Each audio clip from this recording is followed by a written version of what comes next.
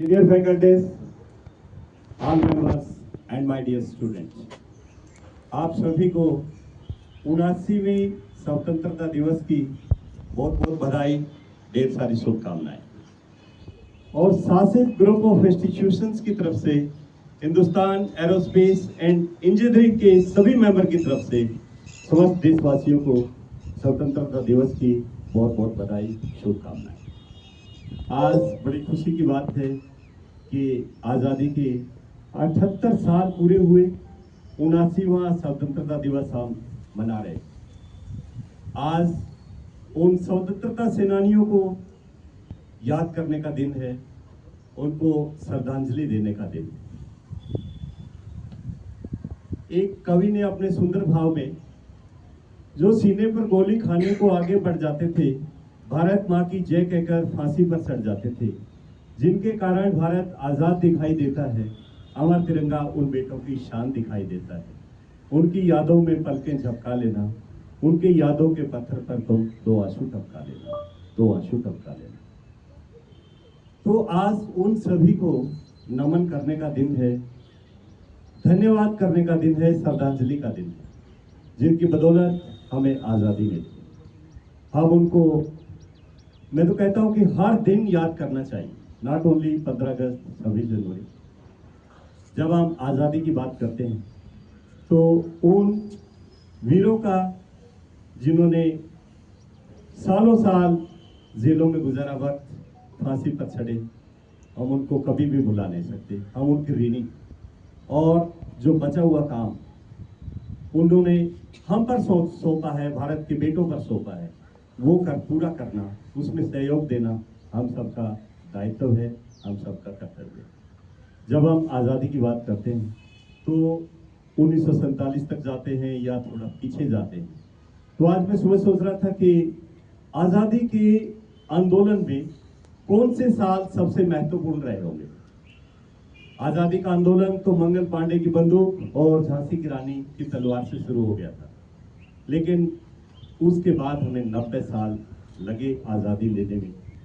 200 साल का वो सफ़र, अंग्रेज़ों से गुलामी का सफ़र, भारतवासियों की पीड़ा जो 200 साल सही, वो आज हमें याद करनी है, रियलाइज करनी है और अपने कर्तव्य का पालन भी करना है। जब हम आज़ाद नहीं हुए थे, मैं एक घटना का वर्णन करूंगा। एक चाइनीज कोर्सेस हुए हैं, जो बेजिंग यूनिवर्सिटी के वाइस प्रेसिडेंट थे, यानी बहुत पढ़े लिखे आदमी थे। तो उनको अमेरिका में, एक बार जब अमेरिका में हार्वर्ड यूनिवर्सिटी 300 साल की सालगिरह मना रहे थे, तो उनको एक टॉपिक दिया गया, उनको बोलना था। वो टॉपिक क्या था? इंडियनाइजेशन ऑफ चाइना, यानी इंडिया का चाइना पर प्रभाव। तब हम आजाद नहीं हुए।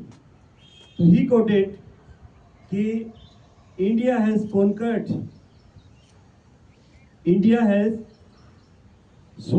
conquered China and without sending a single soldier across its border over 2000 years। Means हमारी सभ्यता बहुत पुरानी है, हमारी परंपराएं बहुत पुरानी हैं। सोने की चिड़िया कहलाने वाला देश, परंपराओं का ये देश, 36% जीडीपी दुनिया का 1800 साल तक रहा।